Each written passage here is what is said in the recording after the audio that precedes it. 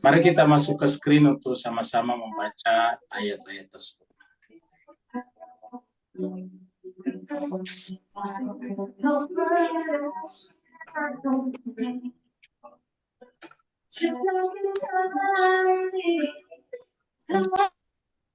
A'udzu billahi minasyaitonir rajim. Bismillahirrahmanirrahim. Ustaz. A'udzu billahi minasyaitonir rajim. Bismillahirrahmanirrahim. Wa yasta'jilunaka bis-sayyi'ati qabla al-hasanah.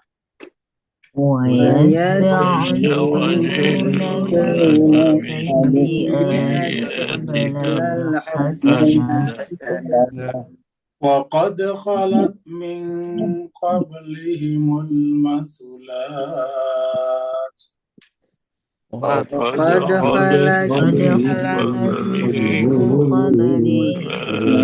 المثلات وإن ربك لذو مغفرة للناس على ظلمهم وإن ربك لذو مغفرة للناس على ظلمهم وإن ربك لشديد العقاب وإن ربك لشديد العقاب ويقول الذين كفروا لولا أنزل عليه ويقول الذين كفروا أنزل عليه لولا أنزل عليه آية من ربه لولا أنزل عليه آية من ربه إنما أنت منذر ولكل قوم هاد إنما أنت منذر ولكل قوم هاد الله يعلم ما تحمل كل أنثى الله يعلم ما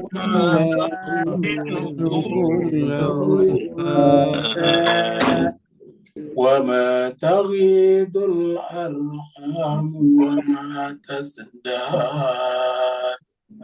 وما تغيض الأرحام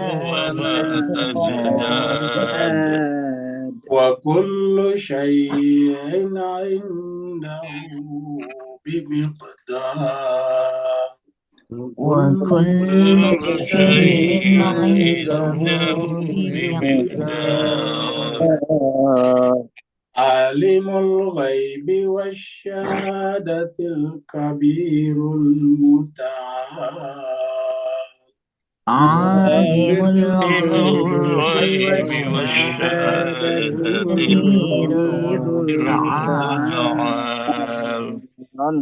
سواء منكم من أسر القول ومن جهر به سواء منكم من أسر القول ومن جهر به ومن هو مستخف بالليل وسارب بالنهار ومن هو مستخف بالليل وسارب بالنهار صدق الله العظيم. aliyyun azim.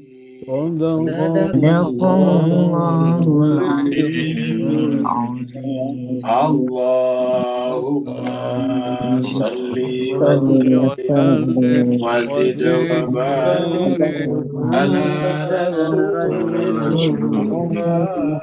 wa alihil ala rasulillah wa alihil Allahumma salli ala Muhammadin wa ali Muhammad. Allahumma salli ala Muhammad wa ali Muhammad. Allahumma salli ala Muhammad wa ali Muhammad. Allahumma salli ala Muhammad.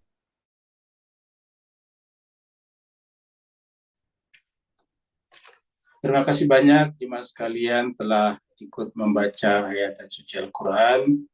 Semoga ayat-ayat yang kita baca menjadi doa kita kepada Allah Subhanahu wa taala supaya memberikan keberkahan kepada kita semuanya, kepada negara kita masing-masing, dan wabil khusus kepada saudara-saudara kita di Gaza, di Palestina.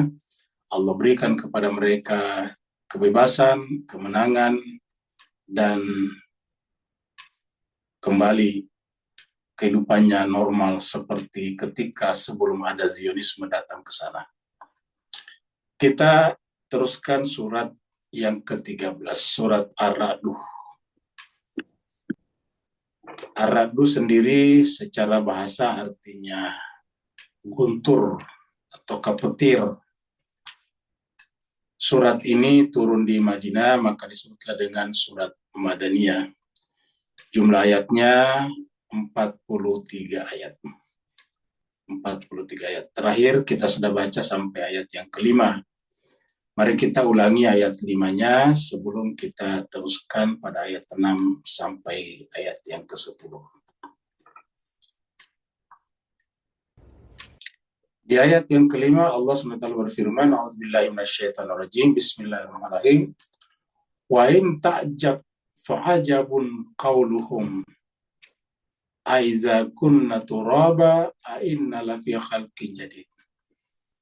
Kalau kalian heran, maka ada yang lebih mengherankan lagi sebetulnya, yaitu perkataan mereka. Kata perkataan itu bisa diartikan kata hati atau pikiran, pendapat. Banyak orang berpendapat seperti ini, bukan hanya pada zaman Nabi, tapi sampai sekarang. Ada yang berbisik dalam hatinya, bahwa apa mungkin kalau kami sudah menjadi tanah, a'inna lafi khalqin jadid, apakah kami benar-benar akan kembali menjadi makhluk yang baru lagi, artinya tercipta lagi, muncul lagi dengan tubuh yang baru, sementara kita sudah menjadi tanah, sudah kembali ke tanah. Ulaika alladzina kafaru birabbihim. Nah, orang-orang seperti itu hakikatnya tertutup hatinya kepada Tuhannya. Apa sebabnya? Ya namanya Tuhan itu kan bisa berbuat sesuai dengan kehendaknya. Di dalam Al-Quran disebut Allah itu adalah fa'alun lima yurid, ataukah fa'alun lima yasha. Allah melakukan apa yang dia inginkan, Allah melakukan apa yang dia kehendaki. Jadi Allah bisa berbuat. Jadi Allah kita tadinya tidak ada, Allah mengadakannya. Apalagi kita sudah ada. Jadi sebetulnya orang yang berkata seperti itu menunjukkan hatinya tertutup. Wa ulaikal aglalu fi anaqihim. Orang seperti itu adalah karena orang-orang mereka adalah terbelenggu. Mereka tidak bisa melihat ke kiri dan ke kanan. Mereka hanya percaya dengan satu pendapat saja, yaitu pendapatnya. Wa ulaika ashabun nar. Mereka lah adalah bakal menjadi penghuni azab api neraka. Hum fiha khalidun, dan mereka akan kekal di dalamnya. Kalau mereka kondisi seperti ini sampai meninggal dunia. Sekarang kita masuk pada ayat yang baru. Ayat yang ke-6 berbicara tentang bahwa peradaban kita sekarang bukanlah peradaban satu-satunya. Sudah banyak peradaban sebelumnya yang sudah binasa, yang sudah hancur. Yang bisa kita saksikan sekarang hanyalah puing-puingnya saja, bekas-bekasnya saja.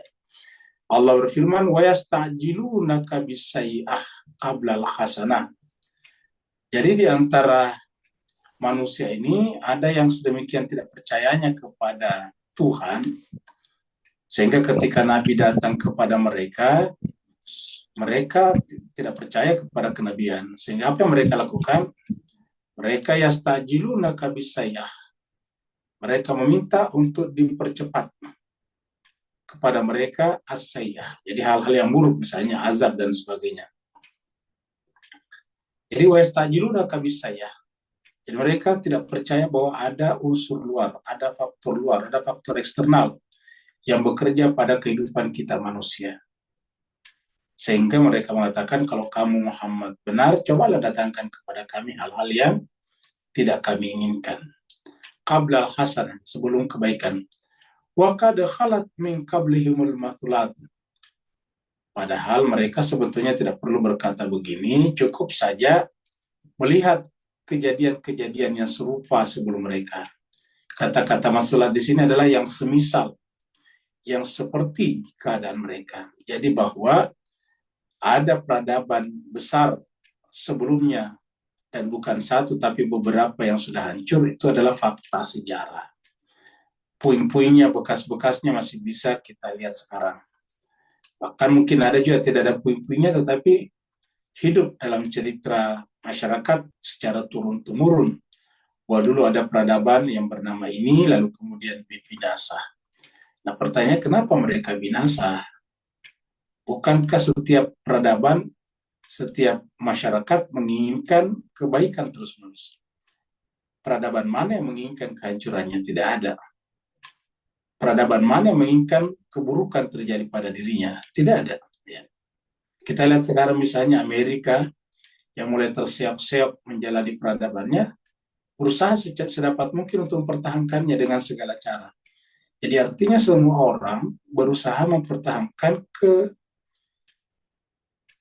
kejayaan peradaban mereka. Nah, kenapa mereka runtuh?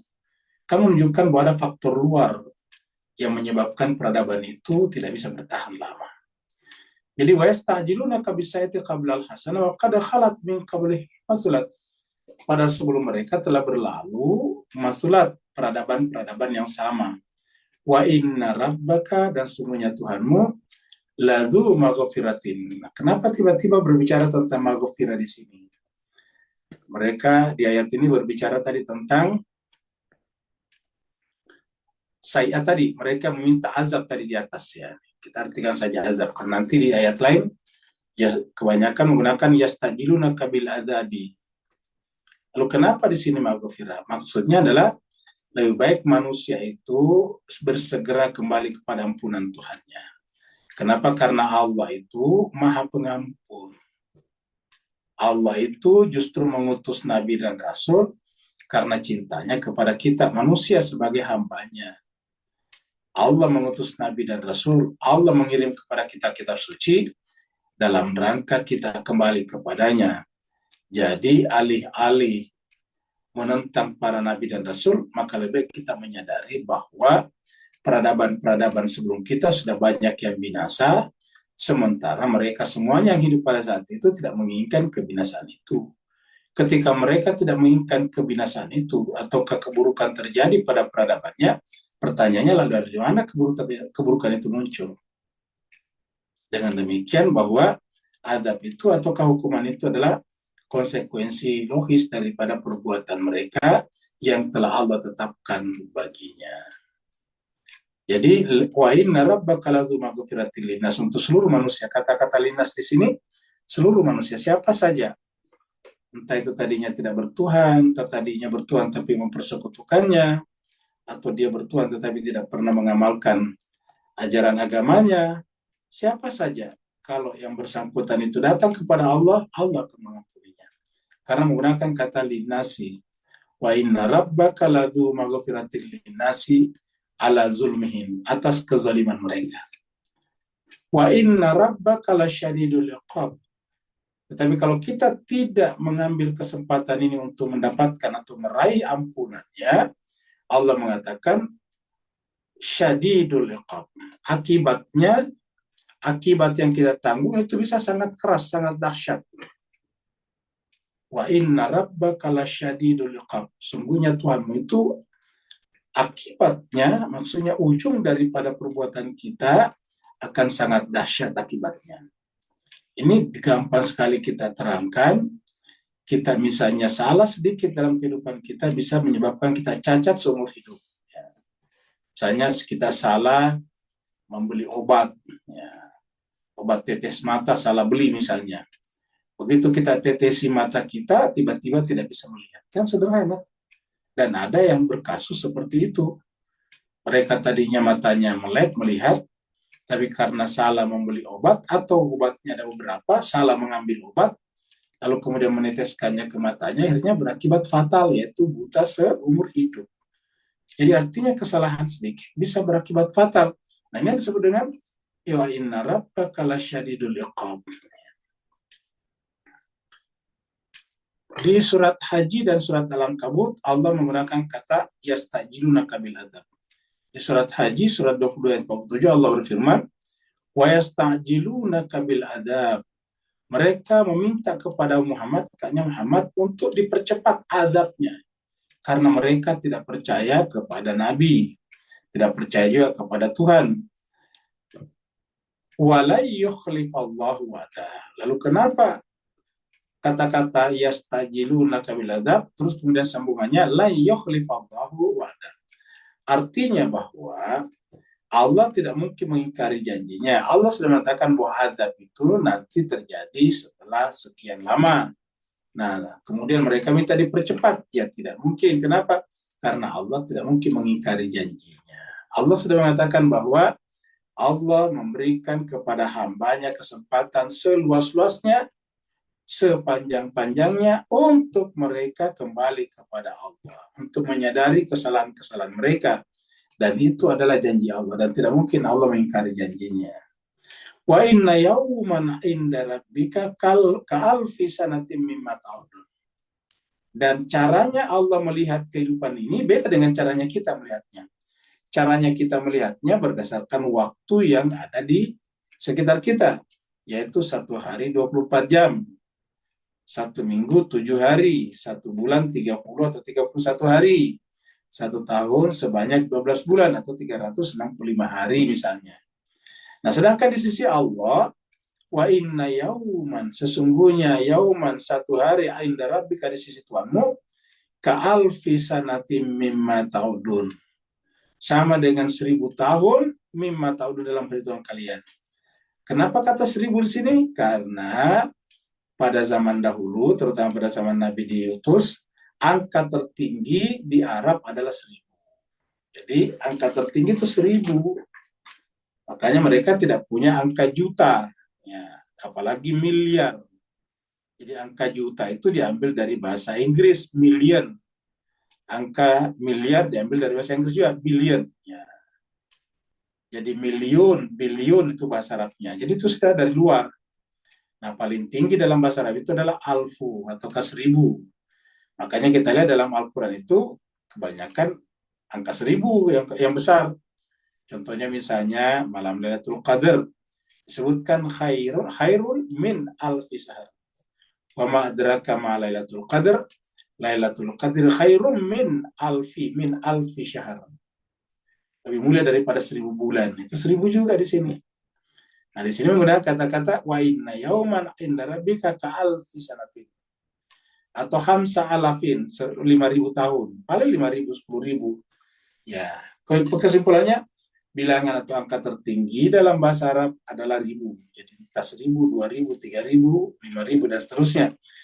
Ya, tidak ada angka juta. Jadi wa inna yauman inda rabbika ka'alfi sanatin mimma ta'udun.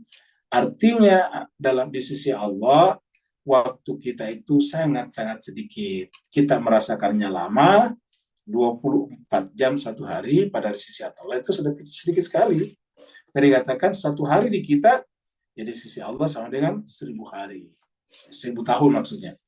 1 hari 1000 tahun, bayangkan. 1 tahun berarti 365 hari. Kali 1000. Ya. Kemudian berikutnya, surat Al-Ankabut. Wa yastajilunaka bil adzabi. Mereka minta kepada Muhammad untuk dipercepatkan azab itu. Walaula ajalum musamma laja'ahumul adzab. Nah, mirip tadi. Allah tadi mengatakan tidak mungkin Allah mengingkari janjinya. Kalau di sini dikatakan walaula seandainya Walaulah ajal, seandainya bukan karena ada waktu yang telah ditentukan Allah. Jadi Allah telah mentakdirkan, menentukan bahwa usia setiap peradaban sekian, maka laja'ahumul adab. Kalau bukan karena ketetapan ini, otomatis Allah sudah mendatangkan kepada mereka adab begitu mereka bersalah. Dan kenapa mereka tidak bersalah langsung diadab? Karena tadi Allah itu telah menentukan bahwa diberi waktu dulu sekian lama. Jadi diberikan waktu sekian lama. Jadi ada waktu tertentu yang ditentukan. Nah, setelah waktu itu berlalu, Allah akan datangkan adabnya. Dan waktu berlalu itu dalam peradaban bisa saja 100 tahun, 200 tahun, 500 tahun, bahkan 1000 tahun seperti tadi. Kalau manusia ya paling sekitar 80-90 tahun meninggal dunia, otomatis dia akan sampai kepada alam barzah. Di alam barzah sudah merasakan akibat dari perbuatan mereka. Walayatiyannahum baghtatan. Masa itu akan datang kepada mereka baghtatan dengan tiba-tiba. Kita artikan saja baghtatan di sini bahwa setiap orang entah menanti atau tidak menanti datangnya kehancuran alam semesta atau kehancuran peradaban itu, pasti akan datang juga kepada mereka yang disebut dengan kematian. Dan setiap kematian datang kepada kita selalu tak terduga. Tidak terduga. Tidak bisa kita katakan kalau dia sudah tua berarti sudah hampir meninggal, belum tentu. Karena banyak orang masih muda meninggal duluan. Kita tidak bisa mengatakan kalau dia sudah sakit-sakitan berarti sudah hampir, belum tentu. Banyak orang tidak sakit meninggal dunia. Kesimpulannya apa? Walayatiyannahum baghtatan.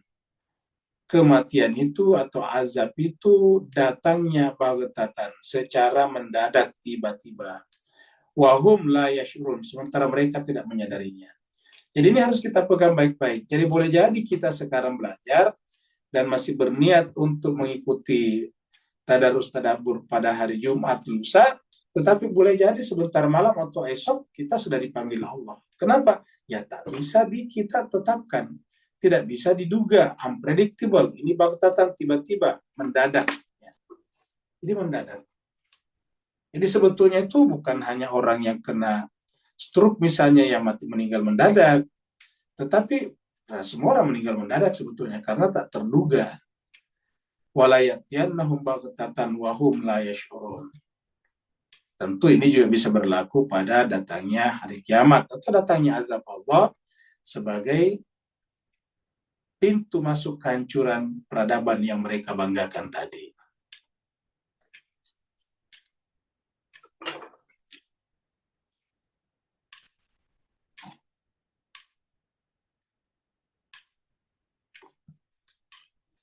Wa yaqulul ladzina kafaru, dan mereka yang tertutup hatinya, alladzina, orang-orang yang kafaru. Ingat kafaru, kita selalu ingatkan kalau tulisannya begini berarti bukan orangnya tapi perbuatannya. Karena ini namanya kata kerja, ini namanya fi'il madhi, kata kerja lampau past tense, cuma bentuknya jamak. Jadi ada waw dan alif di sini, ada waw dan mat di sini. Kafaru ya. Kalau tidak jamak ya kafara. Ini kafaru, orang-orang yang kafaru. Apa yang mereka orang kafaru lakukan? Yaqulu, mereka berkata. Jadi wa yaqulul ladzina kafaru, dan orang-orang yang tertutup hatinya itu berkata. Apa kata mereka? Laula unzila alaihi ayatum min rabbi. Kenapa kalau Muhammad itu seorang nabi dan rasul, kenapa tidak diturunkan kepadanya mukjizat? Ayat di sini mukjizat, ya. Min rabbi, dari Tuhannya. Laula unzila alaihi ayatun min rabbi. Kenapa tidak diturunkan kepadanya satu mukjizat dari Tuhannya? Jadi mereka tidak bisa memahami bahwa kitab suci Al-Quran sendiri adalah mukjizat. Ya. Innama anta mundzirun. Ayatnya menjelaskan, wahai Muhammad, bukan kuasa kamu, bukan otoritas kamu untuk mendatangkan mukjizat. Karena engkau Muhammad hanyalah pemberi peringatan saja. Innama anta mundzirun. Ayat ini juga menjelaskan kepada kita bahwa mukjizat itu bukan otoritasnya Nabi. Mukjizat itu bukan hasil doa Nabi. Ingat, mukjizat bukan hasil doa Nabi. Ya. Lalu apa? Ya apresiasi Allah kepada Nabi atas perjuangannya. atas kerja kerasnya. Jadi yang namanya mukjizat bukan permintaan Nabi. Bukan Nabi Musa di pinggir laut berdoa, ya Allah kami terkepung, maka belahkanlah lautan kami. Bukan. Coba kita baca seluruh cerita dalam Al-Quran yang berkenaan dengan terbelahnya Laut Merah ketika Eksodus akan terjadi. Itu tidak ada Nabi Musa berdoa. Yang ada adalah Nabi Musa melakukan usaha ikhtiar secara maksimal. Mau dibunuh ya dia lari. Kalau kita pikir-pikir sekarang mau dibunuh ya berdoa, kita kumpul berdoa biar mereka semuanya dikutuk.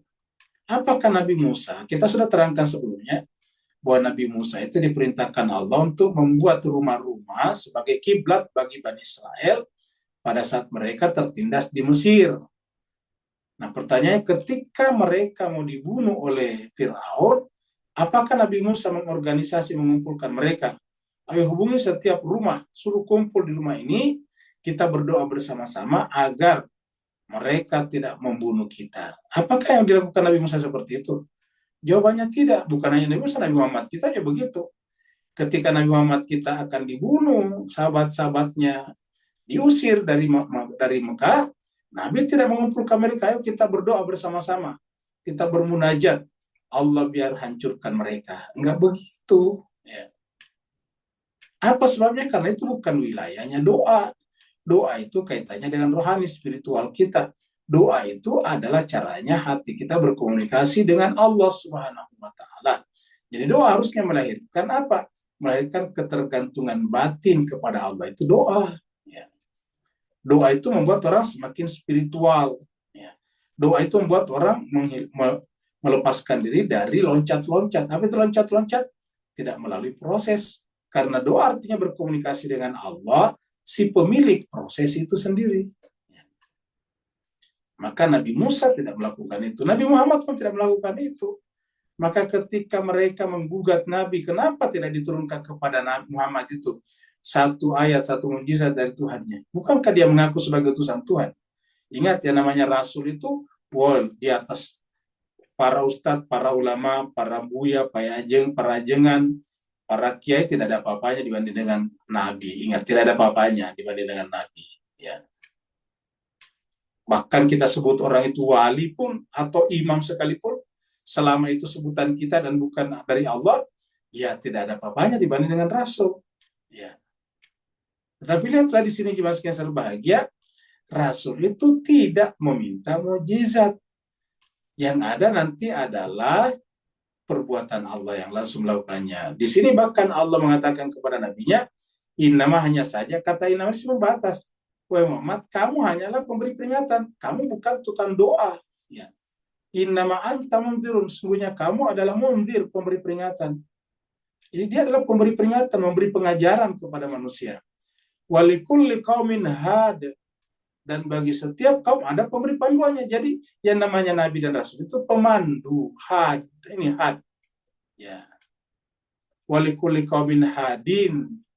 Pada setiap kaum ada hudannya, ada petunjuknya, ada pemberi petunjuknya, ada hadinya.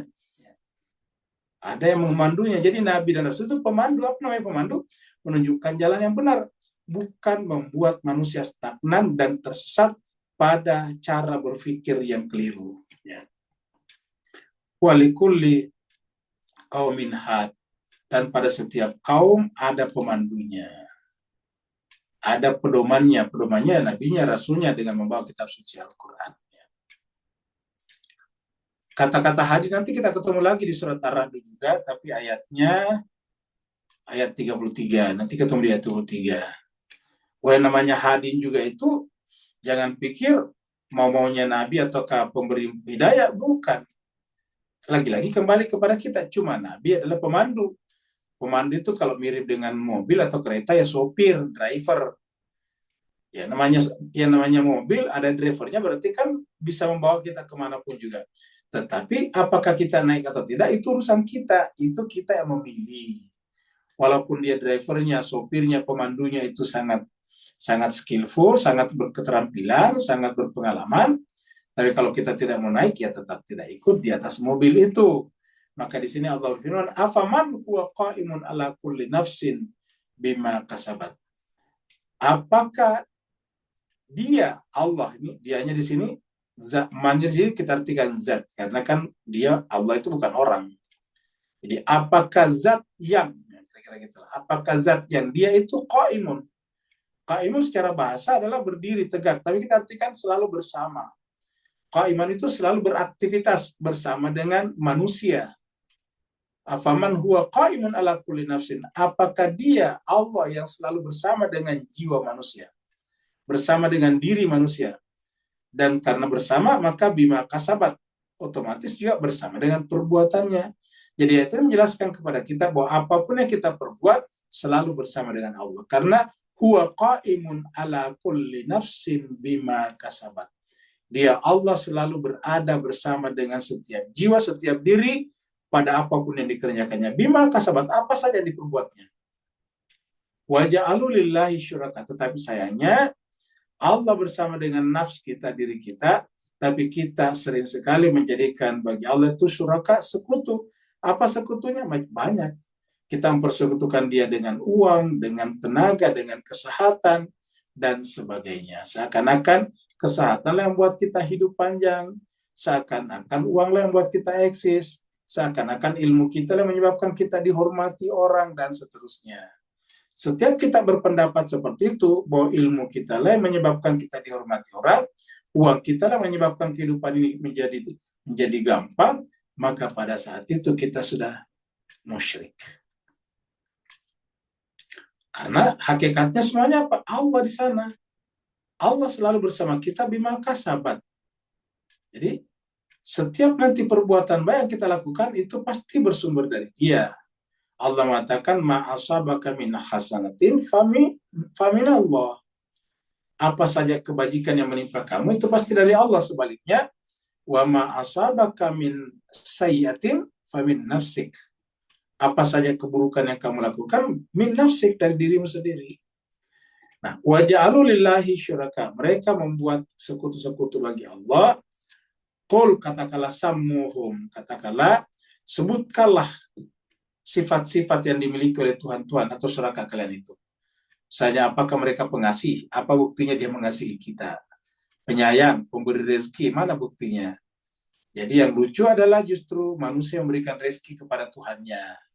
Harusnya kan Tuhan yang membagi rezeki kepada kita, yarzuqu min haitsu la yahtasib misalnya. Tapi sebagian orang manusia justru memberikan makanan kepada Tuhannya. Memberikan sajian kepada Tuhannya kan memberikan makanan sebetulnya. Harusnya Tuhan itu adalah Ar-Razzaq, pemberi rezeki. Maka Allah mengatakan, Kul samuhum, coba sebutkan nama-nama mereka, kelebihan sifat-sifat mereka. Ya, nggak ada yang bisa kita andalkan. Kita mengatakan dia patung batu, dia keras. Nah, buktinya kalau batu tertimpa oleh besi beton, besi baja misalnya, dia hancur.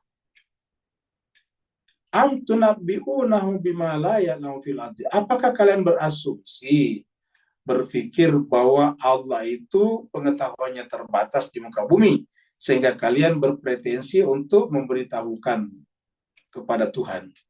Bayangkan, berpretensi, berpikir, menyampaikan pengetahuannya kepada Tuhan. Ini juga salah. Harusnya kitalah yang meminta pengetahuan dari Allah dengan mempelajari kitab sucinya. Jangan justru berpikir kita yang menyampaikan pengetahuan kepada Allah, ini keliru. Maka dikatakan am tunabbi'unahu bima la ya'lamu fil ard. Apakah kalian berpikir bahwa Tuhan itu ada unsur-unsur tertentu di muka bumi yang dia tidak ketahui dan karenanya kita memberitahukan kepadanya? Ya. Am bizahirin minal qaul. Ataukah ingin menyampaikan sesuatu yang zahir dari perkataan? Bal zuyyina lilladzina kafaru. Tetapi kata Allah, ya begitulah, walaupun tidak masuk akal, tetapi sudah menjadi indah. Bal zuyyina, tidak jadikan indah bagi orang-orang tertutup hatinya, makruhum, perbuatan tipu daya mereka yang buruk itu.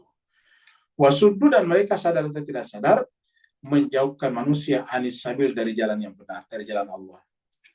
Allah mengatakan, wa may yudlillah, siapa yang Allah biarkan kesesatannya, fama lahu min had, maka tidak ada lagi baginya had. Ini tadi kita kata walikulli kaumin had, tadi kan dia 7. Setiap kaum ada hadnya. Tapi ayat ini mengatakan itu berlaku bagi mereka yang tidak menempuh jalan yang salah. Jadi harus hati kita memang selalu ingin yang benar, baru kita bisa dapat petunjuk. Karena dikatakan, wa may yudlilillah fama lahu. Siapa yang sudah tersesat, ya Allah tidak berikan petunjuk kepadanya. Jadi harus kita sendiri yang berusaha untuk menemukan petunjuk dan jalan yang benar itu. Ya, baru berlaku di sini kata-kata walikuli qaumin had bukan berarti setiap orang dapat petunjuk berdasarkan ayat tadi. Bahwa setiap kaum Allah kirim, utus had, pemberi petunjuk, rasul, nabi, itu benar. Tetapi tidak otomatis setiap kaum yang kepadanya diutus petunjuk akan ikut petunjuk tersebut. Ya, tidak selamanya. Kita lihat surat Ar-Rum, surat yang ke-30 ayat 53. Allah berfirman, "Wa ma anta bihadil ummi." Wa ma anta bihadil ummi. Dan kamu Muhammad tidak akan bisa memberikan petunjuk kepada orang yang dia sendiri membutakan mata hatinya. Ummi itu buta. Jadi anta, kamu Muhammad tidak akan bisa bihadi memberikan petunjuk. Hadis sana sama tadi. Had, ya. Kamu Muhammad, jangankan Muhammad. Ya, jangankan kita. Nabi saya kan tidak bisa, apalagi kita. Jadi jangankan Nabi kita saja. Jangankan kita Nabi saja. Di sini dikatakan anta bihadil ummi. Kamu Muhammad, antanya Muhammad, tidak akan sanggup memberikan petunjuk kepada mereka yang memang sudah membuat atau membiarkan dirinya buta. Maksudnya itu tidak mau melihat kenyataan. Bahwa kita semuanya akan mati, bahwa ada kejadian fakta di balik yang sifatnya indrawi ini. Andalalatim, dari kesesatan mereka. Jadi kamu tidak bisa memberikan petunjuk terhadap orang yang membutakan diri, sehingga mereka keluar daripada kesesatan mereka. Intusmi'u illa man yu'minu. Tiadalah yang bisa mengambil atau mendengar, tiadalah yang bisa mendengar petunjuk dari Nabi ini illa kecuali man yu'minu, kecuali kalau dia mengimaninya. Nah, kalau begitu kan beriman ini adalah inisiatif kita, bukan dari Allah. Allah berikan kepada kita pilihan mau beriman atau tidak beriman. Man syaa falyu'min wa man syaa falyakfur, kata Allah di ayat yang lain. Siapa yang ingin ingkar silakan, siapa yang beriman silakan. Nah, tapi Allah mengatakan intusmi'u illa may yu'minu bi ayatina. Kamu Muhammad tidak akan sanggup mendengar, tidak bisa membuat mendengar terbuka telinga hatinya kecuali orang yang memang beriman kepada ayat kami. Ingat, ayat kami, jadi membaca Al-Quran menjadi mutlak. Karena dengan membaca Al-Quran kita belajar, lama-kelamaan terbuka pintu hati kita. Fahum muslimun, sementara mereka berserah diri. Jadi yang bisa mendengarkan petunjuk, yang bisa mengambil petunjuk ini adalah mereka yang beriman kepada Al-Quran, lalu kemudian berserah diri melalui kitab suci tersebut kepada Allah. Ya, jadi jelas.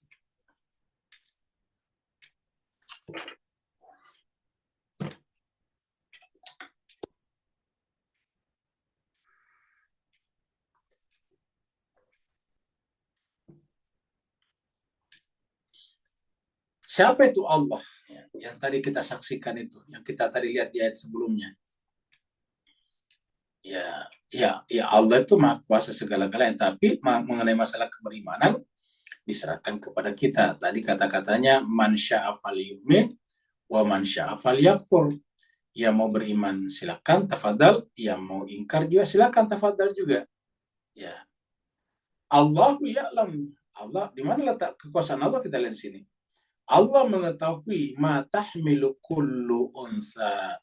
Allah mengetahui apa saja yang dikandung, yang dihamilkan setiap perempuan. Jadi kalau ada perempuan hamil, Allah tahu isi kandungannya. Lakikah, perempuankah, sempurnakah atau cacatkah? Apakah hamilnya hamil anak atau mungkin karena penyakit? Allah tahu semuanya. Allah ya'lamu ma tahmilu kullu unsa. Allah mengetahui apa yang dikandung setiap perempuan. Wa ma taghidul arham wa ma tazdad. Bahkan perubahan setiap janin di dalam kandungan Allah tahu. Kalau ada perubahan kan maka ada dua. Ada yang berkurang, ada yang bertambah. Ya. Ada yang berkurang, ada yang bertambah.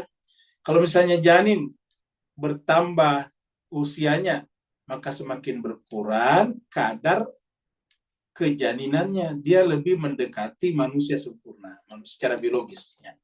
Kan kalau janin itu kan tadi cuma segumpal daging. Ya. Segumpal daging. Nah, begitu dia sudah mulai membesar, bertambah, tasdad bertambah, sudah mulai kelihatan kakinya, matanya, dan sebagainya, maka berkuranglah kadar gumpalan dagingnya. Jadi ada yang bertambah, ada yang berkurang. Di dalam kehidupan kita ini selalu begitu, ada yang bertambah, ada yang berkurang. Ya. Contohnya misalnya kita bertambah umurnya, maka berkuranglah waktu kita untuk bersama dengan anak-anak kecil. Ya, dulu kan waktu kita kecil, teman-teman kita anak kecil juga. Begitu naik SMA, sekolah atas, sekolah tinggi, ya kita tidak jarang lagi bergaul dengan anak-anak SD misalnya, SMP. Ya, jadi seperti itu. Jadi berkurang waktu kita ke situ, berkurang juga masa kita ke situ. Maka cenderung manusia itu kan lebih berbahasa, bergaul, berkomunikasi dengan sesama umurnya. Biasanya begitu. Jadi Allah mengatakan, wa ma tagidul arham wa ma tasdad. Dia tahu apa yang berkurang di dalam rahim, maksudnya di dalam janin, wa ma tasdad, dan apa yang bertambah. Wa kullu syai'in, dan segala sesuatu indahu, di sisinya, bimiqdar, dia tentukan ukurannya. Nah, jadi 2-3 ayat ini menjelaskan kepada kita bahwa Allah itu bersama dengan apapun juga. Entitas terkecil seperti misalnya sel, Allah bersamanya. Kenapa? Karena tadi apa yang ada dalam rahim. Yang ada dalam rahim itu kan sel. Ya, tadinya satu sel berjumpa dengan satu sel yang lain. Sel laki-laki dan sel perempuan berjumpa. Terjadilah pembuahan, namanya perkawinan. Lalu kemudian menyatu, membelah, lalu kemudian tersimpan di dalam rahim. Itu Allah tahu semuanya. Jadi Allah tahu proses perubahan sel-sel itu. Bahkan Allah tahu di dalam sekian sel laki-laki, sel mana nantinya yang akan berjumpa dengan ovum perempuan. Allah tahu semuanya. Ya. Kenapa? Allah bersama apapun dan dimanapun, tadi dikatakan dia bersama qaimun. Dia bersama dengan setiap jiwa, bahkan setiap nafs. Ya. Dan karena dia tahu menggunakan ilmunya, maka Allah tentukan kadar-kadarnya. Ya. Kita manusia kadarnya seperti ini, hamil orang kadarnya 9 bulanan, 9 bulan 5 hari, 9 bulan 10 hari, dan sebagainya. Jadi sekitar situ saja. Ya. Itu kadar juga namanya. Tidak ada orang hamil 10 tahun, nggak ada. Ya. Nggak ada orang hamil bahkan 5 tahun, tidak ada. Ya. Jadi hamil cuma sekitar 9 bulanan. Wa kullu syai'in indahu bimiqdar. Ya. Di surat Ali Imran ayat 6 juga Allah mengatakan, huwaladzi, dialah Allah yang yusawwirukum, yang membentuk kalian fil arham, dalam rahim. Jadi ketika kita masih dalam rahim, Allah yang membentuk kita menjadi apa? Menjadi laki-laki ataupun perempuan. Kan kita ini semuanya menjadi laki-laki dan perempuan, itu bukan maunya kita. Bukan maunya laki-laki jadi laki-laki, bukan maunya perempuan jadi perempuan, bukan maunya suami jadi laki-laki, bukan maunya istri jadi perempuan. Siapa? Huwa, dialah Allah yang yusawwirukum fil arham. Makanya laki-laki dan perempuan itu perbuatan Allah, dan karena tidak boleh mencelah. Kita tidak boleh mencela manusia berdasarkan gendernya. Kenapa? Karena itu perbuatan Allah. Dialah yang yusawwirukum, membentuk kalian. Fil arham, di dalam rahim. Di dalam rahim ibu kalian. Kaifa yasha, sesuai dengan dia kehendaki. Allah menghendaki kita laki-laki, jadilah kita laki-laki. Allah menghendaki kita perempuan, kita perempuan. Allah menghendaki kita jadi Melayu, jadilah kita Melayu. Allah menghendaki kita jadi Tionghoa, jadilah kita Tionghoa. Allah menghendaki kita Afrika, jadilah kita Afrika. Jadi tidak bisa kita kecam, tidak bisa kita kutuk, kita bisa mengejek seseorang berdasarkan gender dan warna kulitnya atau rasnya. Kenapa? Semuanya itu bukan maunya mereka. Bukan maunya kita jadi orang Melayu, bukan maunya orang Tionghoa jadi orang Tionghoa, bukan orang Thai jadi orang Thailand, bukan. Siapa? Ya, itu Allah lah. Huwaladzi yusawwirukum fil arhami kaifa yasha. Jadi itu perbuatan Allah itu. Ya. Makanya kalau ada orang mengaku Islam tapi masih suka mengecam rasnya orang, itu berarti belum selesai tauhidnya namanya. Belum selesai pembacaannya terhadap Al-Quran. Ya. Ingat, setiap orang punya ras lahir dan itu bukan maunya mereka. Ya. Bukan maunya mereka. Tidak ada yang meminta untuk dilahirkan jadi orang bersuku A, suku B, suku C, warna A, warna B, warna C. Tidak ada. Pokoknya dialah, ini Allah katakan. Jadi Allah menjelaskan ini. Allah mendeskripsikan dirinya sendiri bahwa dialah yang yusawwirukum fil arham, membentuk kalian dalam rahim. Kaifa yasha, seperti dia kehendaki. Kalau tadi ayatnya mengatakan bimiqdar. La ilaha illahu, tidak ada ilah selain dia. Jadi cuma dia, karena tidak ada ilah selain dia. Dialah Al-Aziz yang perkasa, yang kuasa membuat kita warna seperti yang kita sekarang adanya. Al-Hakim, dan dia bijaksana. Maka apapun kita, itulah yang terbaik bagi kita. Kita lahir sebagai orang Afrika, itulah yang terbaik bagi kita. Kita lahir sebagai orang Timur Tengah Arab, itu terbaik bagi kita. Kita lahir sebagai orang Persia, itu yang terbaik bagi kita. Apapun juga. Kenapa? Wa huwal azizul hakim. Dalam surat Luqman, Allah berfirman, Inna Allah indahu ilmu sa'ah. Sungguhnya di sisi Allah itulah ilmu tentang as-sa'ah. Sa'ah di sini tentang kematian kita dan tentang kematian alam semesta. Kematian kita, ya kematian, kewafatan, kematian alam semesta kita sudah dengan kiamat. Inna Allah, sungguhnya Allah, indahu di sisinya lah ilmu sa'ah. Wa yunazzilul gaitha, dia lagi yang menurunkan hujan. Jadi menurunkan hujan. Dia yang membuat hukum yang menyebabkan terjadi siklus namanya. Siklus samudra menguap, kemudian menjadi hujan, hujan turun menyirami bumi, terus kemudian kembali lagi ke samudra. Wa ya'lamu ma fil arham, dan dia mengetahui apa yang ada dalam rahim. Ya, jadi dia mengetahui ya'lamu ma fil arham, dia tahu apa yang ada dalam rahim. Ya. Wa ma tadri nafsun madza taksibu gada. Tidak ada satu nafs, satu jiwa yang mengetahui apa yang akan dikerjakannya besok. Madza taksibu gada, dan apa yang akan dilakukannya besok, tidak ada yang tahu. Kita boleh merencanakan, tapi apakah terjadi atau tidak? Ya belum tentu. Wa ma tadri nafsun bi ayyi ardin tamut. Dan tidak ada satu nafs orang pun yang mengetahui di bumi mana, di negeri mana, di wilayah mana mereka akan mati. Kita warga negara Indonesia belum tentu mati di Indonesia. Kita warga negara Singapura belum tentu meninggalnya di Singapura. Kita warga negara Malaysia belum tentu meninggalnya di Malaysia. Bahkan kita warga negara Arab Saudi boleh jadi meninggalnya misalnya di pedalaman Papua. Kenapa? Tidak ada yang tahu. Wa ma tadri nafsun bi ayyi ardin tamut. Tidak ada yang tahu. Tetapi Allah lah, inna Allah alimun khabir. Allah lah yang tahu. Ya, alimun, maha mengetahui, khabir, dan maha memberitakan. Ya, jadi ini ayat-ayat berbicara tentang tauhid. Bahwa kita manusia tidak bisa luput, lolos daripada kekuasaannya. Satu-satu yang bisa kita lakukan adalah yang Allah berikan kepada kita, yaitu kehendak. Kita boleh beriman atau tidak beriman. Ya, man sya'a falyu'min wa man sya'a falyakfur, kata Tuhan. Silakan kalau mau beriman, silakan. Kalau mau kafir, silakan. Tapi kita tidak bisa keluar dari bumi.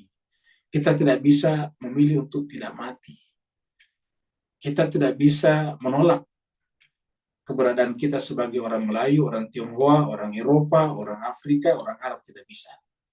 Ya, begitu kita lahir sebagai orang Arab, ya orang Arab. Tidak bisa merubah diri kita menjadi orang Melayu, orang Tionghoa, tidak bisa. Kenapa? Karena wa kullu syai'in indahu bimiqdar. Semuanya sudah ada kadar-kadarnya.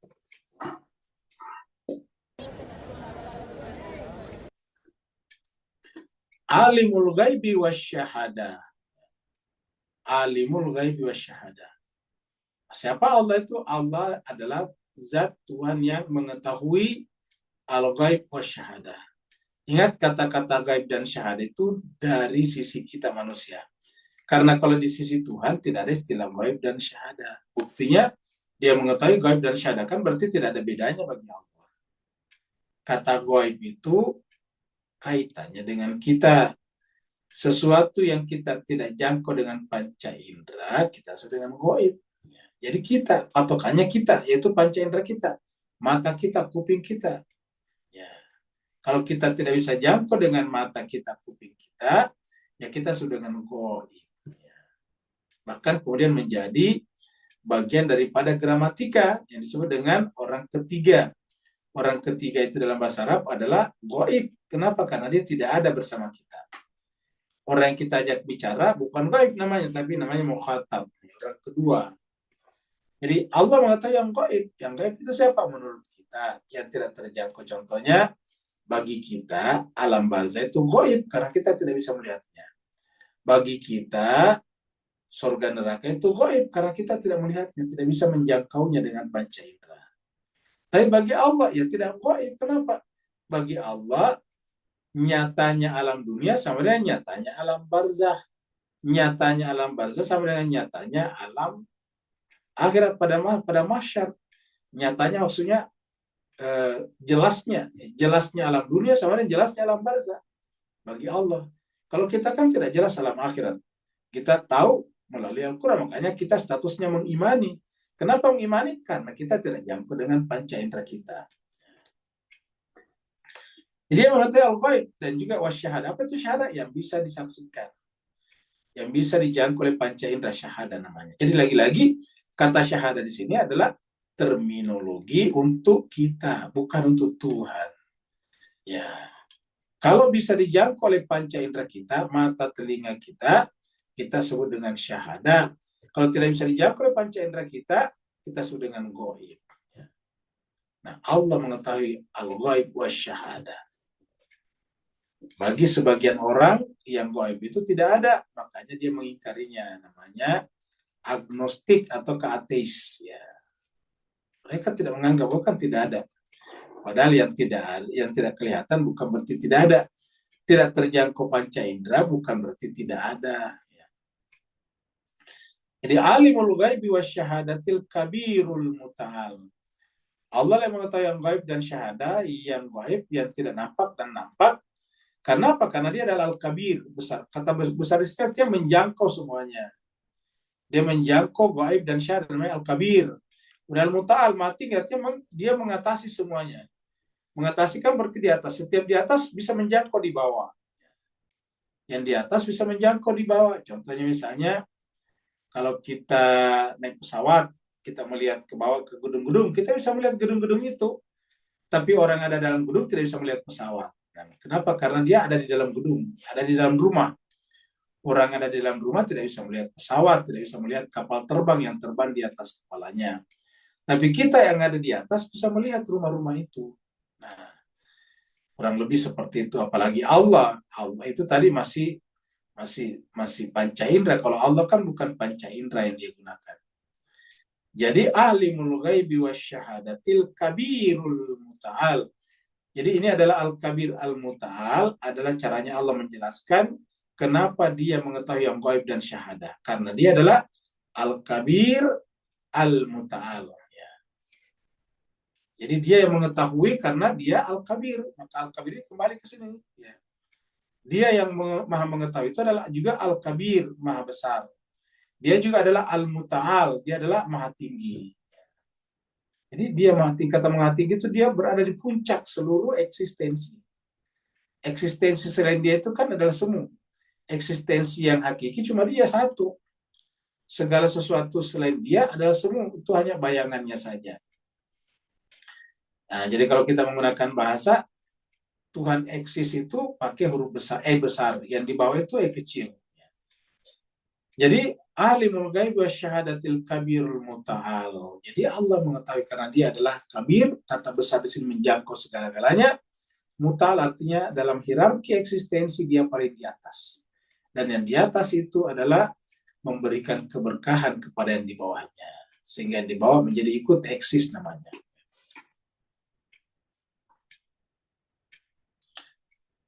Di surat Az-Zumar ada Allah berbicara tentang alimul ghaib di sini. Surat Az-Zumar, surat 39 dan 46. Qul, katakanlah, Allahumma ya Allah. Allahumma itu ya Allah. Siapa Allah yang kita panggil di sini? Fatiras samawati wal ard. yaitu yang memulai penciptaan langit dan bumi. Fatir itu yang memulai dari kata fitrah. Jadi Allah itu adalah dia yang menciptakan atau memulai penciptaan langit dan bumi. Karena dia menciptakan langit dan bumi, maka alim al-ghaib wa syahadah. Dia mengetahui yang dari sisi kita gaib dan dari sisi kita syahadah. Di mata Allah tidak ada bedanya. Alim al-ghaibi wa syahadati. Dia Allah mengetahui yang gaib dan yang syahadah. Anta tahkumu baina ibadika. Engkaulah Tuhan. Ini kan tadi kita memanggil Allah di sini. Jadi Allah yang kita panggil di sini baru muncul di sini anta. Fatiras samawati wal ardi itu hanya penjelasan terhadap Allah. Allah yang kita panggil di sini adalah Allah yang menciptakan langit dan bumi, yang mengetahui gaib dan syahadah. Nah, kepada Allah itulah kita katakan anta tahkumu baina ibadik. Engkaulah Tuhan yang memutuskan hukum, yang berhak menghakimi di antara hamba-hambamu. Jadi kita tidak berhak menghakimi hamba-hamba Allah sama manusia. Yang berhak menghakimi adalah Allah. Anta tahkumu baina ibadik fima kanu fi yakhtalifun, terhadap apa yang mereka perselisihkan. Jadi itu menjelaskan kepada kita kalau kita berbeda pendapat, nggak perlu diperdebatkan, nggak perlu bersikukuh untuk saling menyerang. Apa sebabnya? Nanti Allah yang akan menyelesaikannya nanti di akhirat. Kita menerima perbedaan itu sebagai sebuah kenyataan, sebagai sebuah fakta. Ya, jadi perbedaan itu adalah kenyataan. Menolak kenyataan berarti menolak Tuhan. Ya. Nah, maka perbedaan itu, ikhtilaf itu nanti urusannya Allah. Anta tahkumu baina ibadika. Jadi ini pernyataan yang kita bikin dengan kata-kata Allah. Biasanya kan kalau Allah itu kan doa. Allahumma rabbana hablana min, kan begitu. Nah, ini Allahumma-nya adalah membuat pernyataan. Ya Allah, engkaulah, ya, anta, tahkum yang akan menetapkan hukum, menghakimi baina ibadi di antara hamba-hambamu. Fima kanu fi terhadap apa yang dulu mereka perselisihkan. Jadi bukan kita. Kalau kita pahami ayat seperti ini, kita harus menerima perbedaan itu. Bahkan perbedaannya sangat ekstrim, yaitu mereka yang tidak percaya Tuhan. Misalnya ada di samping kita, teman kita, sahabat kita, tetangga kita yang tidak percaya Tuhan, ya biarin aja, itu urusan dia. Itu urusan Allah nih kata-kata ini. Allahumma anta tahkumu baina ibadik. Ya Allah, kamulah nanti yang hakim. Ya, apa hubungan kita di dunia? Hubungan saling membutuhkan. Kita butuh beras dan dia penjual sembako, penjual apa beras, ya kita beli beras daripadanya. Ya. Kita butuh kendaraan, dia menyewakan kendaraan, ya kita menyewa kendaraan daripadanya. Begitu juga dia mungkin butuh air dan kita ada air, dia akan beli dari kita airnya. Seperti itulah. Jadi itu yang kita lakukan dalam kehidupan ini. Ya. Jadi menyangkut masalah perbedaan itu urusannya Allah. Anta tahkumu baina ibadik fima kanu fi yakhtalifun. Kalau kita menghayati ayat-ayat seperti ini, kan menghayati berarti mentadabburi ayat-ayat seperti ini, berhentilah kita untuk bersifat fanatistik ataukah bersifat ya selalu menghakimi orang lain. Karena berdasarkan ayat ini bukan wewenang kita, bukan otoritas kita, bukan wilayah kita. Mengenai perbedaan itu adalah wilayahnya Allah. Anta tahkum baina ibadika fima kanu fi yakhtalifun. Ya. Surat Fatir. Ya. Allah katakan summa awrathnal kitabah. Kemudian kami mewariskan kitab Al-Quran maksudnya. Jadi kami mewariskan Alkitab Al-Quran kepada siapa? Alladzina, kepada orang-orang istafain yang kami pilih. Jadi artinya maksudnya Nabi, Rasul yang dipilih Allah di sini. Ataukah pelanjut Nabi yang juga dipilih Mustafa juga. Karena namanya kitab suci itu kan diwariskan secara terus-menerus dari generasi ke generasi. Ya. Ingat, Al-Quran, Alkitab di sini bukan hanya yang tertulis, tetapi juga yang tidak tertulis. Jadi kamilah yang mewariskan Alkitab itu kepada hamba-hamba pilihan kami. Jadi yang bisa membawakan kitab suci secara sempurna itu adalah Al-Mustafa. Kami ustadz-ustadz para ulama ini kita hanya bisa mempelajarinya sedikit demi sedikit. Jadi kalau kita misalnya seperti saya sekarang menerangkan, sebetulnya kita sama-sama belajar jemaah sekalian. Kita sama-sama belajar sebetulnya, karena tidak ada di antara kita yang sempurna pemahamannya. Yang sempurna pemahamannya adalah Al-Mustafa. Nah, tadi kita teruskan. Summa arafnal kitab alladzina astafaina. Kemudian kami wariskan kitab Al-Quran ini kepada orang yang kami pilih. Min ibadina di antara hamba-hamba kami. Nah, kita sebagai pengikut atau sebagai umat, ini terbagi tiga nantinya nih. Terbagi tiga. Faminhum zalimul li nafsi. Di antara yang mengimani kitab suci atau mewarisi kitab suci ini, melalui nabinya tadi yang dipilih di sini, ada di antara kita pengikut Nabi yang mengaku mengimani kitab suci tetapi menzalimi diri sendiri. Kenapa disuruh menzalimi diri sendiri? Ada kitab sucinya tetapi jawabannya tidak berdasarkan kitab suci Al-Quran, tapi berdasarkan asumsi-asumsi belaka pribadinya. Berdasarkan pendapat orang-orang, pendapat ulama, bukan pendapat Allah dalam kitab suci. Nah, ini sudah kan faminhum zalimun li nafsi. Contohnya saya gini. Ada orang yang membawa buku yang tebal-tebal. Lalu kemudian guru mengatakan, ini ujian kali ini boleh buka buku, silakan, ada semua jawabannya di dalam buku. Tapi orang itu pusing tapi tidak buka buku juga. Dia tidak tahu jawabannya, dia tidak buka buku juga. Nah, namanya menzalimi dirinya. Kenapa? Di tangannya ada buku dan gurunya, dosennya mengatakan silakan buka buku. Faminhum zalimul li nafsi. Menzalimi dirinya namanya.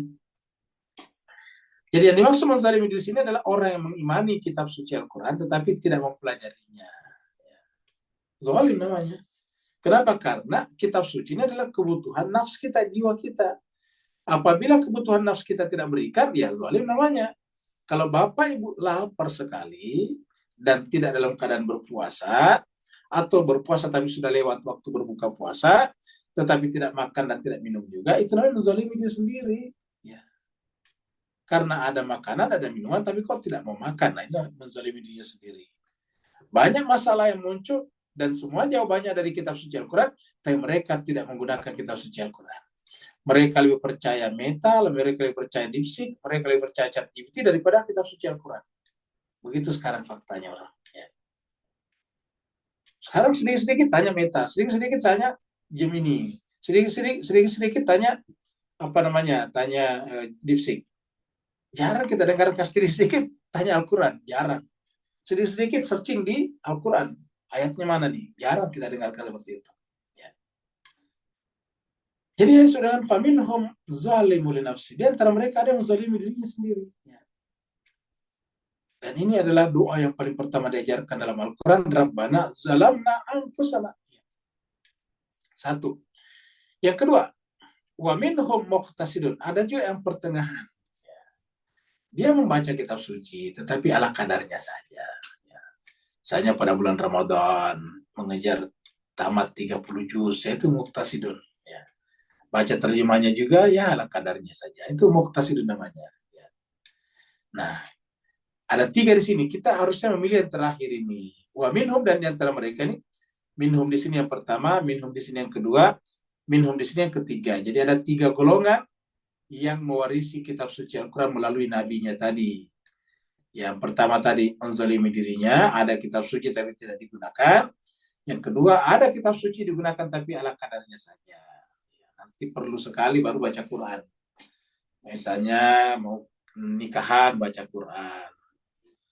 Mau akikah anaknya baca Quran. Hamil baru kemudian baca surat Yusuf atau surat Maryam. Seperti itu. Nah, harusnya kita masuk yang ketiga. Wa minhum sabiqul bil khairati.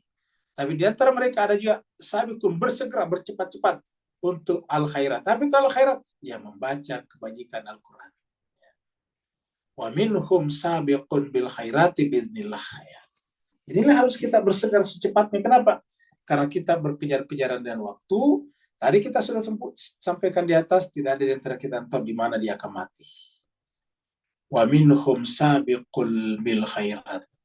Jadi berbahagialah bapak-bapak, ibu-ibu. Biasa kita saksikan baru jam 7 sudah mulai bergabung dengan Zoom. Luar biasa ada di antara kita. Yang jam 7, jam 7:15 sudah bergabung dengan Zoom. Begitu tingginya, girahnya dan semangatnya untuk belajar Al-Quran. Kita anggap mereka masuk dalam golongan yang ketiga. Semoga mereka semuanya benar-benar dipercepat nanti perjalanannya di titian surat untuk masuki surganya Allah SWT, ditempatkan di Telaga Haud bersama dengan Rasulullah SAW bersama dengan keluarganya yang suci. Jadi wa minhum sabiqum bil khairat fi iznillah. Jadi ada yang ketiga ini. Nah, Bapak Ibu sekalian, kita berharap semua yang ikut tadabbur ini merupakan bagian yang ketiga. Wa minhum sabiqum bil khairati bi iznillah. Dzalika huwal fadlul kabir. Itulah karunia yang paling besar. Ya, jadi itulah karunia. Apa karunia yang paling besar? Yang ketiga ini. Ya. Terutama Al-Quran ini karunia yang paling besar. Karena Al-Quran yang besar, maka yang terbesar adalah sabiqun bil khairati.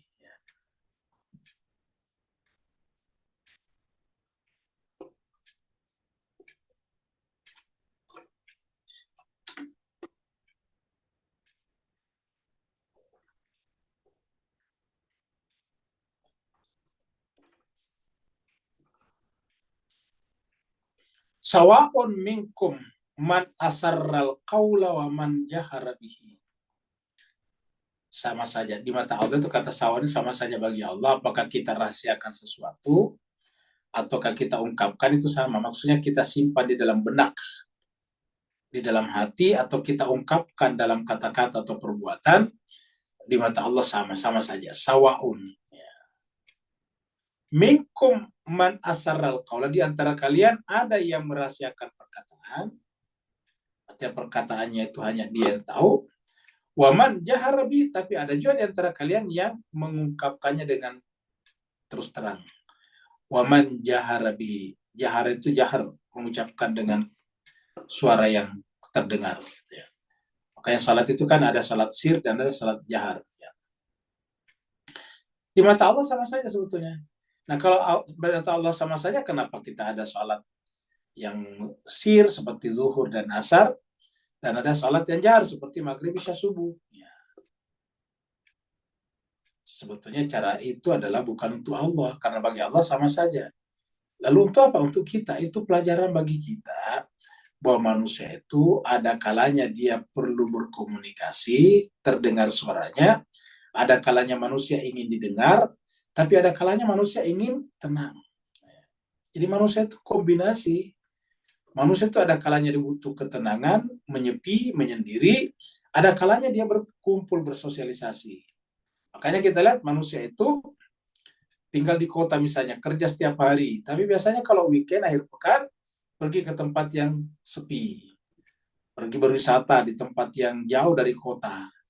Tapi begitu tinggal di sana 2 hari, sudah mulai boring, bosan, mulai turun ke kota lagi. Begitulah manusia seperti itu. Manusia itu kalau kerja setiap hari, siang kerja, dia capek, dia pengen istirahat, kembali ke rumah, tidur, istirahat. Tapi begitu tidur beberapa jam, sudah sakit badannya, pengen bangun, pengen beraktivitas lagi. Begitulah.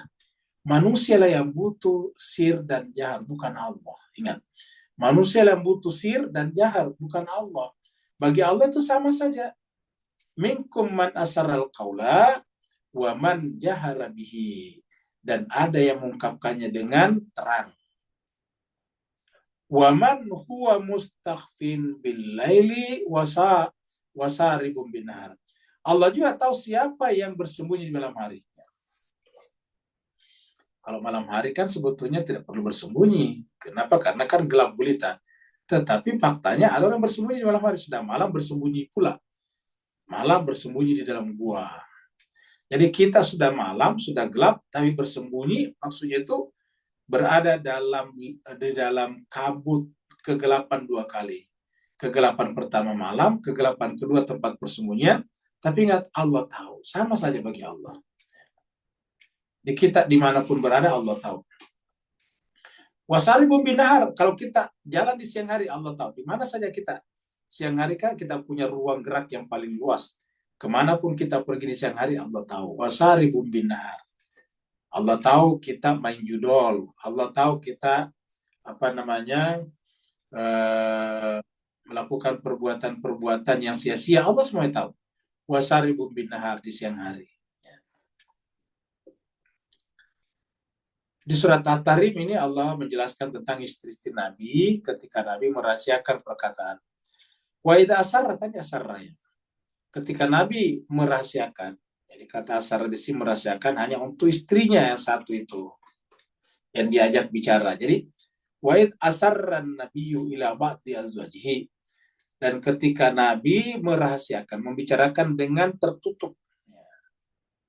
Maksud tertutup itu cuma dia dan istrinya, ila ba'di azwaji, kepada istrinya. Haditha, sebuah pembicaraan. Apa pembicaranya? Nggak perlu kita ketahui, tapi ada pembicaraan itu, dan pembicaraan itu hanya Nabi dan istrinya saja yang boleh mengetahuinya. Tetapi apa yang terjadi? Falam manabat bihi. Tatkala istri yang tadinya sudah di di di apa diminta kesediaannya untuk menyembunyikan, untuk merahasiakan, ternyata dia membuka. Ya. Jadi istrinya yang diminta untuk kamu ini hanya untuk kamu aja, tidak boleh menyampaikan kepada siapapun juga. Ternyata setelah Nabi pergi, nak ba'at bihi, berita yang dirahasiakan tadi, atau info yang dirahasiakan tadi, atau hadis yang dirahasiakan tadi, ternyata nak dia beritahukan kepada istri Nabi yang lain. Falam mana ba'at bihi, tatkala dia menyampaikannya kepada istri yang pembicaraan hadis ini. Nah, pada saat dia menyampaikan kepada istri Nabi yang lain, wadharahullah, Allah membuat kejadian itu zahir alaihi, di mata Nabi. Karena Nabi tidak di tempat itu. Nabi di tempat lain. Tapi kejadian itu zahir. Artinya apa? Seperti kita nonton televisi. Kalau kita nonton TV, kan kejadiannya di tempat lain. Bolanya berada di Eropa, tapi dia ada di Asia Tenggara, bisa menonton. Kenapa? Karena dia menjadi zahir melalui layar televisi. Nah, ini zahirnya melalui layar hatinya Nabi. Wazarahullah, Allah yang menzahirkannya atasnya. Nah, jadi intinya di sini bahwa yang dirahasiakan itu bukan berarti Allah tidak tahu. Ya, buktinya Allah tahu yang dirahasiakan itu ternyata dibocorkan oleh istrinya, dan Allah kemudian mengetahuinya. Ya. Ayat terakhir, surat 17 ayat 110. Ya. Qul, katakanlah Muhammad, uda'ullaha, katakanlah Muhammad, berdoalah kepada Allah. Jadi berdoa kepada Allah itu perintah Allah. Ya. Jadi uda'ullah, berdoalah kepada Allah, maksudnya serulah Allah, awida'ur Rahman, ataukah berdoalah kepada Rahman. Jadi bisa Allah, nama zatnya, bisa juga Rahman, nama sifatnya. Awida'ur Rahman, ya. Ataukah berdoalah kepada Ar-Rahman. Karena dimaksud Ar-Rahman, oknum sama juga yang disebut dengan Allah. Jadi yang kita sebut dengan Allah, itu juga yang kita sebut dengan Ar-Rahman.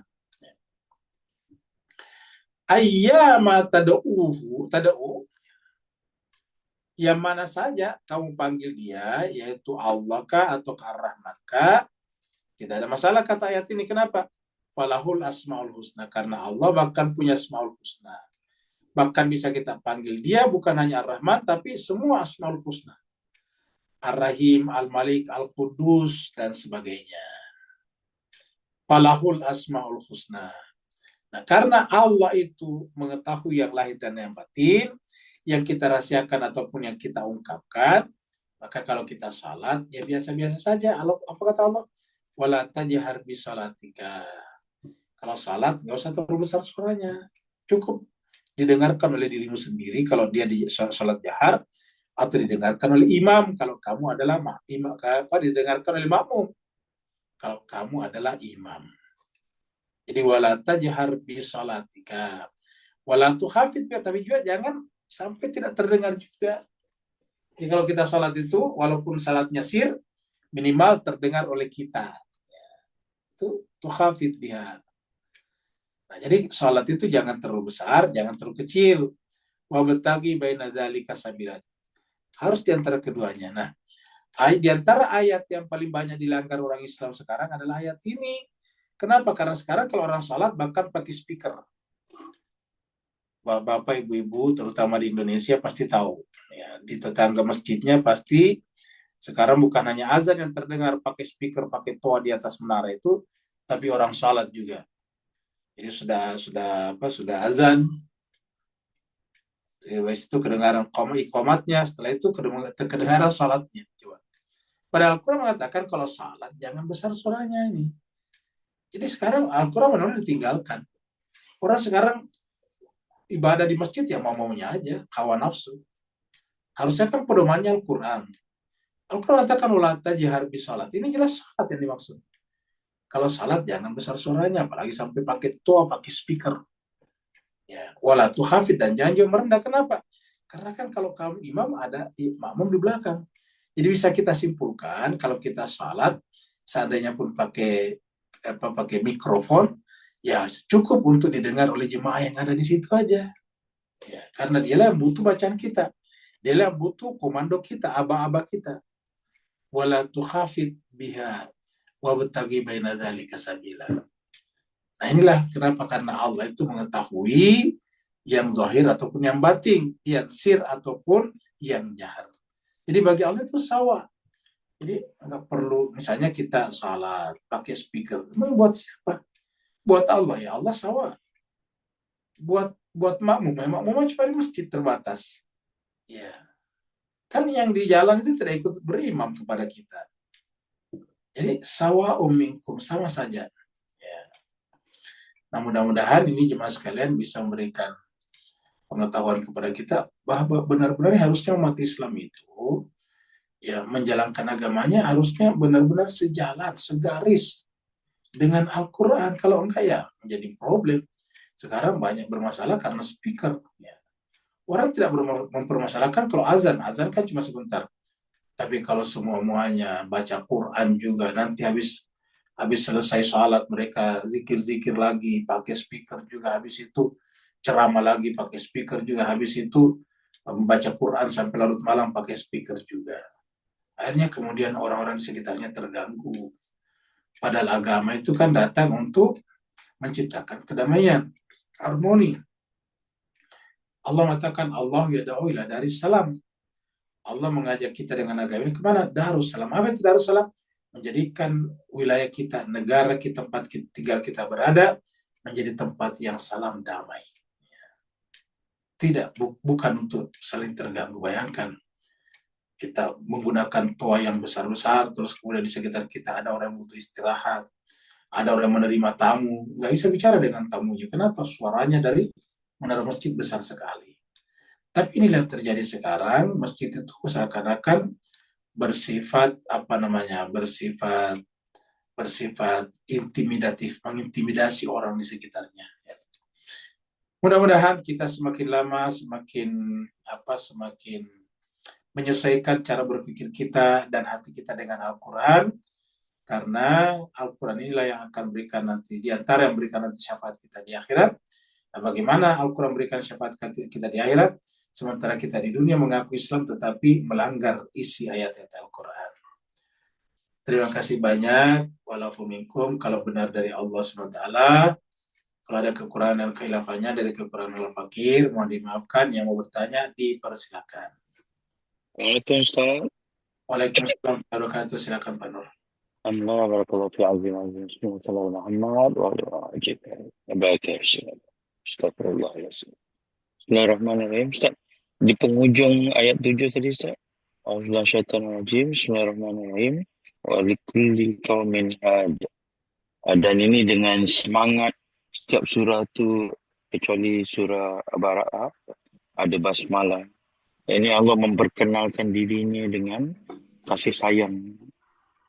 So, apakah ini juga pembuktian jelas bahawa di Nusantara ni moyang kita berasal daripada had tadi, bukan daripada apa-apa yang cuba gembar-gemburkan oleh koloni-koloni atau pihak-pihak yang tidak membaca ayat Quran atau tak setuju dengan Quran atau tidak berpandu dengan Quran sampai mengatakan kita berasal usul daripada Hindu, Buddha, gini, baru Muslim. Jadi pencerahan dan teguran Ustaz, barakallahu fi apanakan. Baik, terima kasih banyak Pak Nur. Jadi berdasarkan ayat ini bisa dipastikan bahwa seluruh kaum di dunia itu pasti ada hadnya dan pemandunya sebetulnya. Bahkan boleh jadi dulu yang namanya agama-agama Arab ini adalah sebetulnya nabi-nabi juga yang bawanya. Tetapi di dalam perjalanannya terjadi distorsi, terjadi pembelokan, terjadi penyimpangan, terjadi bias. Ya. Jadi terjadi pembelokan namanya. Jadi boleh jadi dulu itu yang agama Samawi juga sih sebetulnya. Karena kita lihat sekarang agama Samawi juga kan banyak menyimpang. Contohnya saya saudara-saudara mereka yang ada di Israel sekarang mengaku dia agama Yahudi. Namanya kalau agama Yahudi kan agama dari Allah. Allah itu kan pasti agama kasih sayang. Tapi kok bisa sesangar itu di Timur Tengah? Coba. Sampai sangar itu. Membiarkan orang kelaparan massal di Gaza luar biasa. Dan tidak ada rasa kasih sayangnya. Padahal mengaku sebagai agama Yahudi kan lucu jadinya. Yang namanya agama samawi itu kan dasarnya kasih sayang, cinta. Dasarnya agama samawi itu, agama langit adalah kemanusiaan. Ya. Karena doktrin atau keajaran inti daripada agama samawi itu adalah hablum minallah wa hablum minan nas, kan begitu. Jadi kalau agama samawi itu relasinya atau korelasinya dua, relasinya dengan langit, dengan Allah, dan dengan manusia. Tidak bisa dipisahkan ini. Tanda kita menyembah Allah, memuliakan hambanya. Ya, seperti itu. Jadi tidak ada tanda orang mengakui keesaan Allah atau mempertuhankan Allah kalau tidak memuliakan, tidak menghormati sesamanya manusia. Nah, tapi faktanya kita lihat menyimpang. Saudara-saudara kita Nasrani juga tiba-tiba ada konsep Trinitas misalnya. Itu kan ada konsep Trinitas. Nah, jadi terjadi penyimpangan di sana. Jadi padahal itu baru, Nasrani kan baru ya, baru 2000 tahun yang lalu, 600 tahun sebelum Nabi Muhammad. Nah, bagaimana dengan agama Hindu-Buddha yang jauh lebih duluan lagi? Bahkan di Timur Tengah juga ada agama-agama, seperti misalnya Yazidi misalnya. Ada dalam Al-Quran disebut ada Sabi'in. Ya, itu kan ada agama seperti itu. Jadi, sebetulnya boleh jadi yang disebut dengan agama Aradi sekarang atau agama bumi, sangat mungkin dulu adalah agama Samawi. Setelah sekian lama menjauh daripada zaman kenabiannya, terjadilah perubahan-perubahan, penyimpangan-penyimpangan, sehingga semakin materialistik. Materialistik artinya Tuhannya semakin kelihatan, pohon dan sebagainya. Sama misalnya di Mekah, itu kan Mekah sebetulnya agama Samawi di situ. Jadi Mekah itu agama Samawi yang dibawa oleh Nabi Ibrahim. Dan tidak ada masyarakat, tidak ada penduduk dulu di situ, tanah kosong. Jadi benar-benar itu agama pertama di Mekah itu agama Ibrahim, agama Samawi, agama Nabi besar yaitu Ibrahim alaihissalatu wassalam. Agama Tauhid. Di sana ada Baitullah, Ka'bah dan sebagainya. Tetapi apa yang terjadi kemudian setelah Nabi Ibrahim dan Nabi Ismail sudah pergi meninggal, lama-kelamaan kok tiba-tiba menyembah berhala.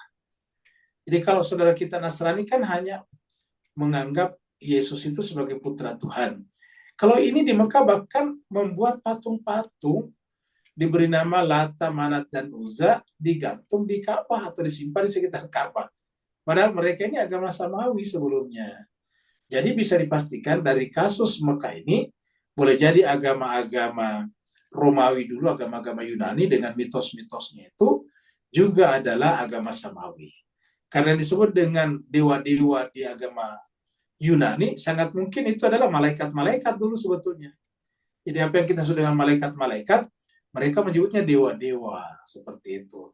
Jadi dengan demikian inilah terjadi. Tapi intinya berdasarkan ayat ini, tidak pernah ada satu kaum di mana tidak ada hadin di sana. Karena ini pernyataannya jelas, walikulli qaumin hadin.